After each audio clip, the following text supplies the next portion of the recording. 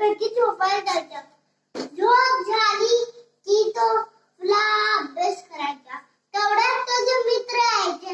राजू, अरे राजू, चल चल खेळायला. आज आपण काय खेळायचं रे? संध्याकाळ झाली होती. राजू आपल्या बाबांच्या गावात गेला होता. तिथे अनेक अनेक प्रचंड होते. कोणाला खोकला आला असायची, कोणाला सर्दी आली असायची, कोणाला पोट दुखायचा. तसे अनेक अनेक त्यांच्या बाबांच्या दवाखान्यात यायचे.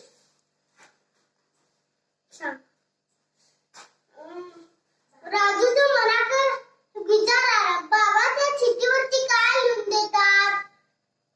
तो बाबाकडे गेला. अजून बाबाला विचारला, बाबा तुम्ही त्या चिठ्ठीवरती काय लिहून देतात?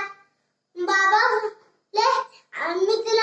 मी त्यांना तपासतो, गोळी औषध देतो, बिल्लाप्रमाणे आणि मला पैसे देतात. मग राजूच्या मनात एक विचार आला, राजू चल चल 8 वाजून गेले, तुला सकाळी शाळेत जायचंय ना. राजू जेवायला जातो. अजून राजूच्या मनात विचार आला, आम्ही पण आईचे छोटे मोठे काम करतो ना, त्याला पण आमचे बिल द्यायला पाहिजे ना. कधी द्यायचं? आताच देऊया. राजूचं जेवण झालं. राजू उठला. अजून तो चिठ्ठी घेतला. चिठ्ठीवर लिहू लागला, प्रिय आई, राजूचा बिल. समोरच्या काकूला वाटीभर साखर नेऊन दिला. बिल 1 रुपया.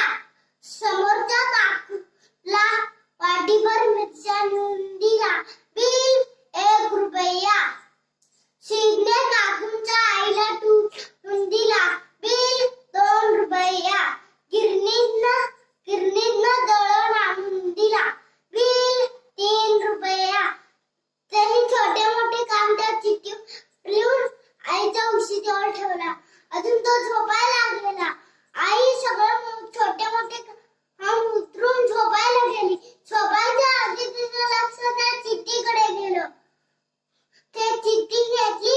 अजून वाचू लागली.